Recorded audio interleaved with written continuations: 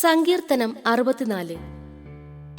ദൈവമേ, എന്റെ സങ്കടത്തിൽ ഞാൻ കഴിക്കുന്ന അപേക്ഷ കേൾക്കണമേ. ശത്രുഭയത്തിൽ നിന്ന് എന്റെ ജീവനെ പാലിക്കണമേ. ദുഷ്കർമ്മികളുടെ ഗൂഢാലോചനയിലും നീതികേട് പ്രവർത്തിക്കുന്നവരുടെ കലഹത്തിലും ഞാൻ അകപ്പെടാതെ വണ്ണം എന്നെ മറച്ചുകൊള്ളണമേ. അവർ തങ്ങളുടെ നാവിനെ വാൾ പോലെ മൂർച്ചയാക്കുന്നു.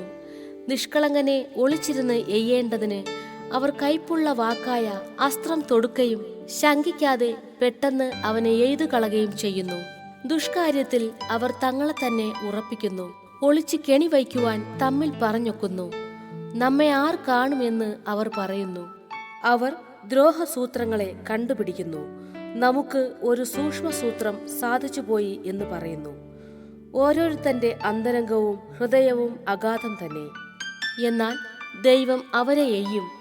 അമ്പുകൊണ്ട് അവർ പെട്ടെന്ന് മുറിവേൽക്കും. അങ്ങനെ സ്വന്തം നാവ് അവർക്ക് വിരോധമായിരിക്കയാൽ അവർ ഇടറി വീഴുവാൻ ഇടയാകും. അവരെ കാണുന്നവരൊക്കെയും തലകുലുക്കുന്നു.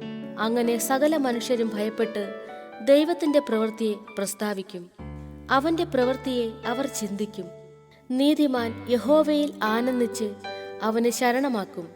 ഹൃദയ പരമാർത്ഥികളെല്ലാവരും പുകഴും.